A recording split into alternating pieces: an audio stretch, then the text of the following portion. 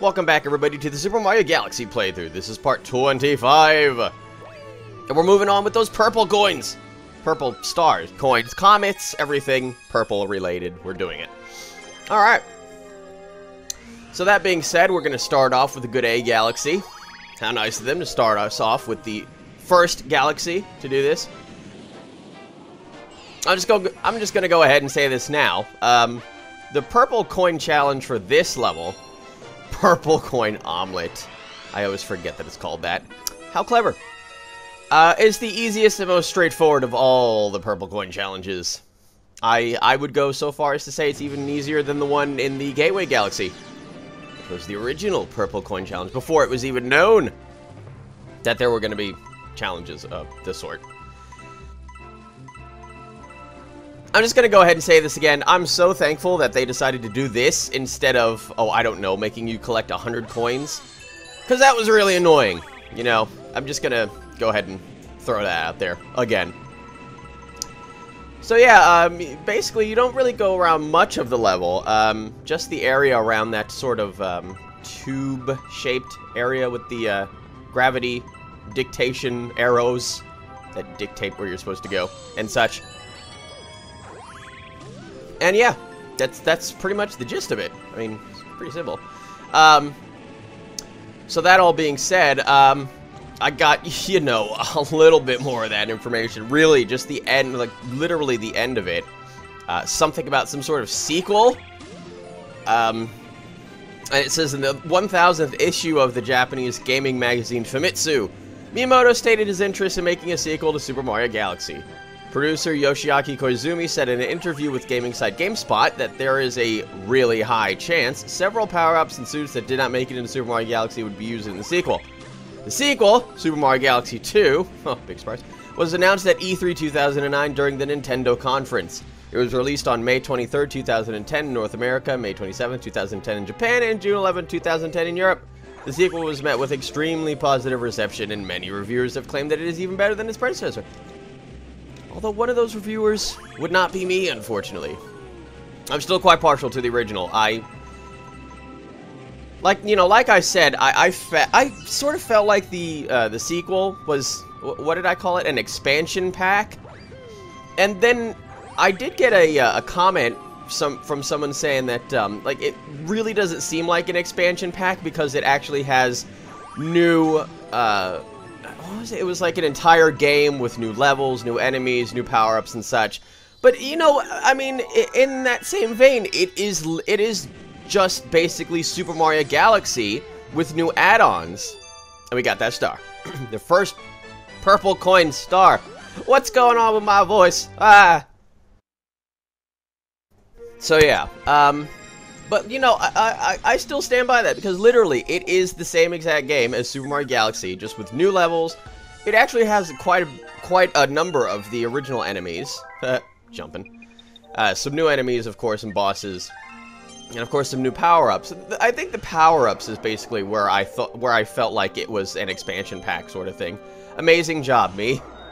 Go and talk to Polari and then click. Whoa, that's a lot of purple stars, comets, everything. God's sake, I can't even get it right. But yeah, I mean, the reason why I say that, you know, like Super Mario Galaxy 2 is exactly the same as Super Mario Galaxy, is like if you take Super Mario Bros. 1 and you compare it to Super Mario Bros. 3, it's not the same game. You know, it's something completely different. I mean, sure, there's jumping and stomping on enemies, and it's got Mario and Luigi. But, I mean, it's really just, it is fundamentally a much different game. And if you take Super Mario Bros. 3 and take Super Mario World, different games. You know, it's like, it's something completely new. At the very least, you're in a completely different setting. But with Super Mario Galaxy 2, you're in the same setting as Super Mario Galaxy. So that's why I said it's like an expansion pack. Enough of that! We're on to the Space Junk Galaxy for some purple coin spacewalking, as well as one of the best songs, I would say, in the game. And that would be the Purple Coin Challenge music. It's so epic. It will burn your face off! Okay, well, I guess since it's a song, it'll burn your ears off instead. Good stuff. Well, okay, I hate that they did that. Sort of putting like dead ends, like literally, you will be dead if you go through those ends.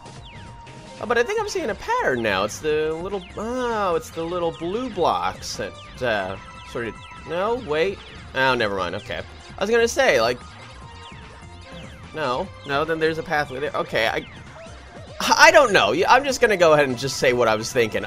It seemed like the little blue blocks were dictating, like, the end of a pathway. At least when there's one little blue block. What's that? Little boy blue. Instead, it's little block blue this time.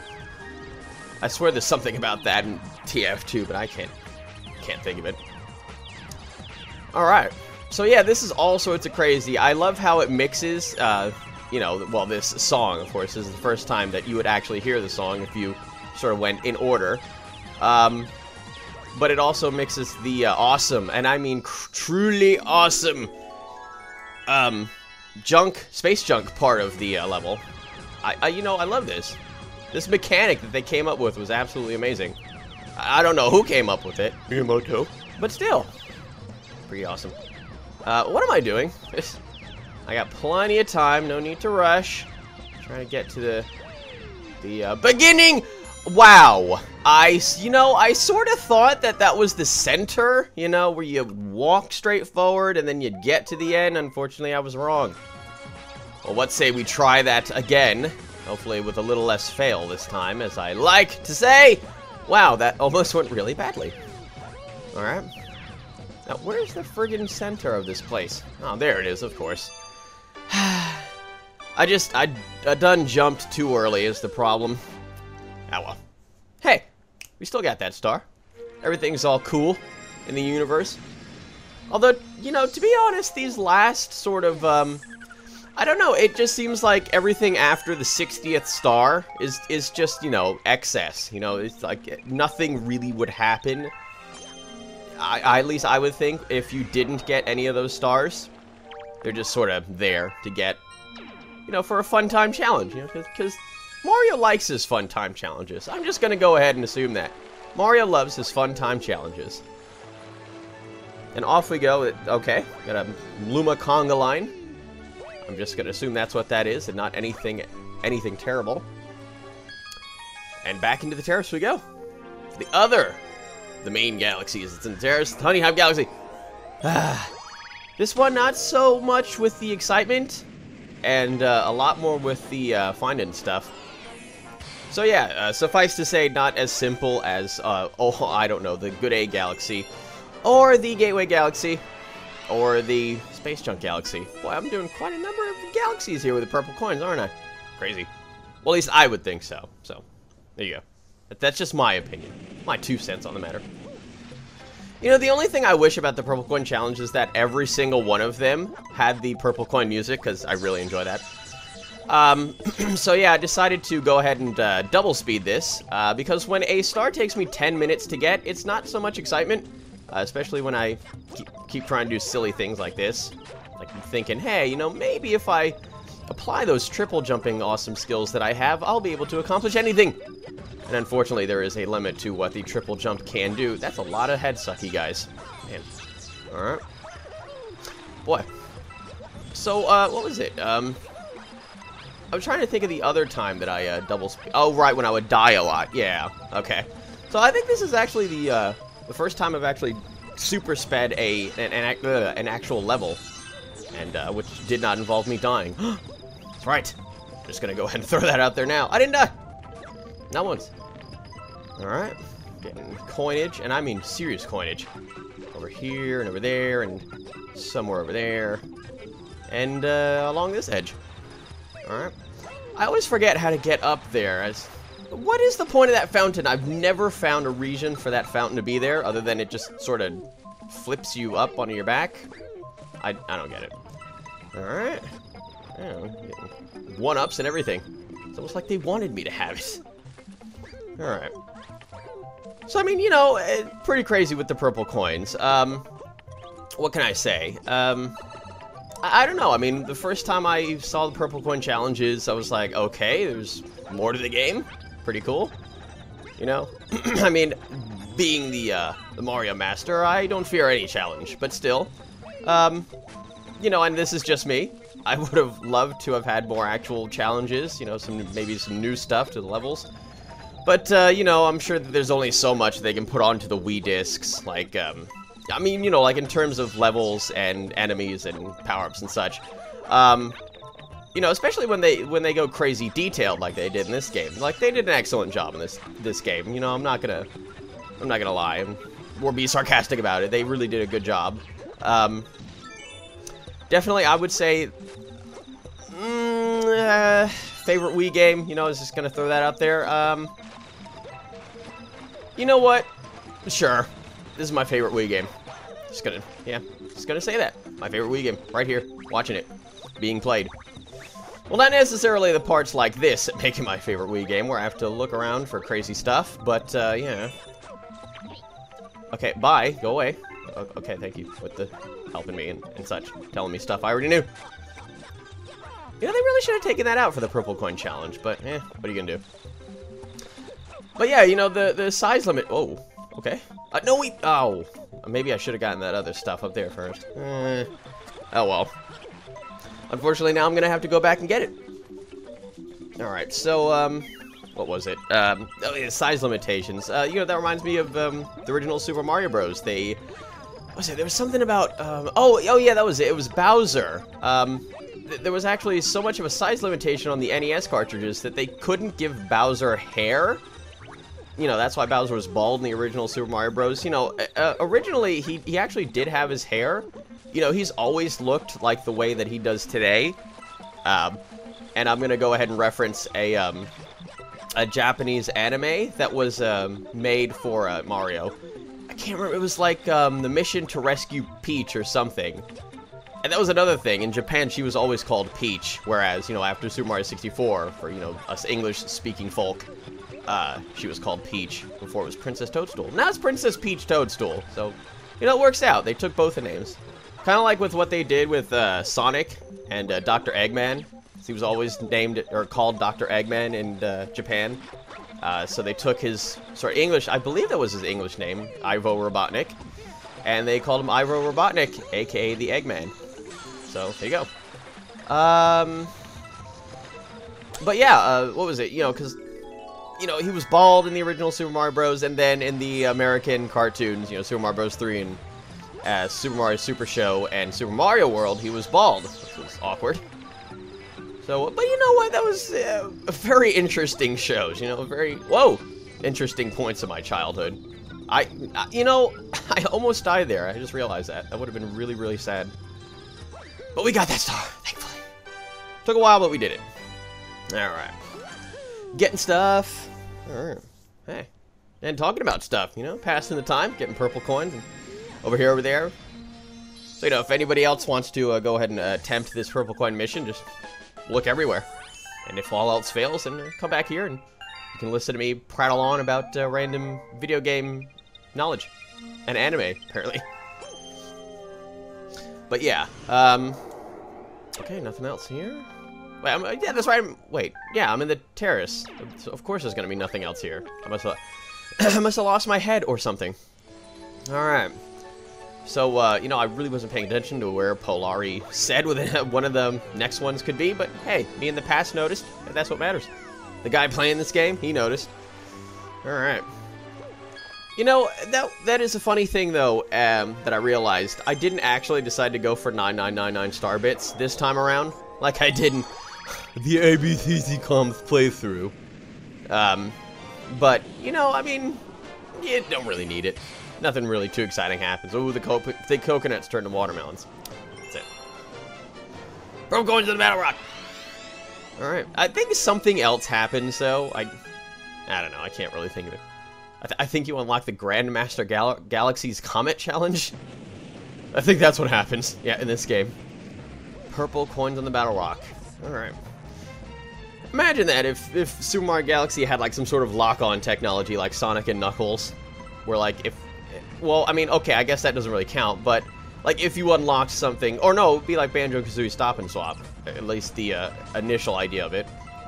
Like, if you unlock something in Super Mario Galaxy, you would get it in Galaxy 2. That'd be pretty neat. They did... Whoa, they did do that with some GameCube games. What was it? You know, I honestly cannot think of one. I'm sure there's plenty in, like, Nintendo 64 games and such. But one thing that comes to mind... Wee-hee, wow, there's a lot of purple coins.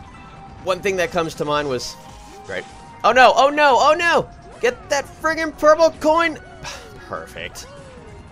Amazing. Well, time skipping our way on over to perhaps some less failurific time in the future. Here we go. The one thing that comes to mind was the Metal Gear Solid game that was ported to the GameCube. I think it was the original, or, I mean, not the original, what am I saying? But yeah, and then they had, the crazy guy, Psycho Mantis. Like, depending on what kind of saves you had on your GameCube memory card, he would reference it and saying that, like, he could read your mind and such. Yeah, like, if you had Sunshine, he'd be like, Super Mario Sunshine, and such. It's pretty neat. You know, I've only seen video of it. I've honestly never played it. Perhaps I should play those games. Be neat. Stealth and whatnot. You know, I do like playing the Spy in TF2, and he's sort of like a stealthy class. You know? Now I can be like stealth all the time. Well, okay, maybe not all the time. But, you know. Hey, very nice! You know, I don't really remember what happens if you don't get all the purple coins and you get to the end. I can't remember if, like, if you die or if you have to just start over. But yeah, I mean, what I basically did was I just started over, like, from there, like, in between that time skip. I didn't even bother getting to the end, because I just knew. Nah, there's no point. What's the point if I can't have them all? Alright, sort of, okay. Finding out where stuff is. I hate when they do that. Why do they insist on doing that, where there's just one comet? And then when you do that one comet, then there's like 4, like, scattered around, like, each of the other domes. It's like they want you to just run around like a crazy person. Alright, are we gonna take a little shortcut? Yeah, we are. Alright, cool, cool. Very cool. I love that little shortcut. I love the... I don't remember if I mentioned this, but I do like the sound effects for Mario running on stuff. You know, they really did a good job. Like I said earlier, you know, mention doing a good job on the game earlier in the video, comes up late in the video. But yeah, I mean, you know, they really put a heck of a lot of detail into this game. It was really a lot, especially for a Wii game. Which, if and I recall correctly, basically does have the same graphics capability as the GameCube. So, like, in a sense, you could just basically say that this is like an expanded sort of GameCube game. You know, because the disc is bigger, they can put more stuff on it. I don't know what they were thinking when they made the GameCube game super tiny. I think they had piracy in mind. And like, oh yeah, people won't be able to pirate these games if they're this small. But it still happened. It still happened. Now this is one of the more thrilling purple coin challenges, in that there's 100 coins in this bone pen with the giant, springy, bouncy hams. Ah! And, but the thing is that there's a lot more than 100 coins. In fact, if I recall correctly, there's 150. And you gotta get 100 within a minute, and that involves going really fast and trying to find the right pathway, really. I don't know if there's any sort of, like, memorization in this level. I mean, really, every time I do this, I just sort of just go anywhere. Yeah, that one-up is just not worth it. Sorry, one-up. You're just gonna have to stay here for the rest of eternity. Sorry. And really, how did the Mario one-ups get out in space? You know, all these power-ups and such. Oh, 2 more. And the thing that really sucks about this is that the timer continues to count down before you get the star. Hurry up and get it. Ah, with 3 seconds left, we got that star. I really hate that they did that. That was just evil. Evil Miyamoto. Alright, so that is gonna be it for this part of the Super Mario Galaxy playthrough. Join me in part 26, where we'll be knocking down some more purple coins and getting some more stars. We got 10 more to go.